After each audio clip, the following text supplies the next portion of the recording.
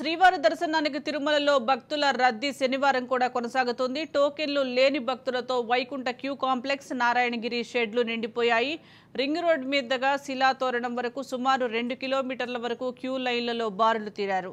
శ్రీవారి దర్శనానికి 24 గంటల సమయం పడుతోందని టీటీడీ ప్రకటించింది. భక్తులకు తాగునీరు, అన్నప్రసాదాలు, పాలు తదితర సౌకర్యాలను అధికారులు ఎప్పటికప్పుడు అందిస్తున్నారు. టీటీడీ భద్రతాధికారులు ఎప్పటికప్పుడు క్యూ లైన్లను పర్యవేక్షిస్తూ ఇబ్బంది లేకుండా తగిన చర్యలు తీసుకుంటున్నారు. ఈ రద్దీ మరికొన్ని రోజులు కొనసాగే అవకాశం ఉంది.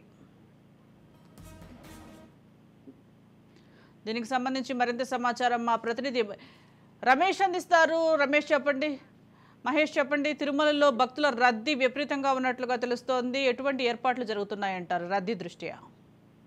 సుజాత, ఇదే ఎన్నికల నేపథ్యంలో తిరుమలకు కూడా భక్తులు క్యూ కట్టారని చెప్పుకోవచ్చు. మరోపక్క ఈ భక్తుల రద్దీ కూడా గత 2 రోజులుగా కూడా భారీ సంఖ్యలో పెరిగింది. మరోపక్క నిన్న భక్తులు దర్శించుకున్న సంఖ్య కూడా గణనీయంగా పెరిగింది. దాదాపు 71,000 మంది కూడా స్వామివారి దర్శనం చేస్తున్నారు. ఏదైతే కూడా ఈ స్వామివారి కళ్యాణకాడికి సంబంధించి కూడా 43,000 మంది కూడా నిన్న స్వామివారికి తల్లినాలు సమర్పించడం జరిగింది. మరోపక్క కూడా భక్తుల దృష్టి నేపథ్యంలో కూడా ఈ రద్దీ దృష్ట్యా టీటీడీ కూడా అన్ని ఏర్పాట్లు కూడా క్యూ లైన్ లో భక్తులకు ఏర్పాటు చేసింది. మరోపక్క ఈ చలి తీవ్రత కూడా గణనీయంగా 2 రోజులుగా మరింత పెరిగినప్పటికీ కూడా ఎటువంటి నిరాశ చెందకుండా కూడా భక్తులు స్వామివారి దర్శనం కోసం కూడా వెయిట్ చేస్తూ దాదాపు 30 గంటల సమయం కూడా దర్శనానికి కూడా టైం పడుతుంది.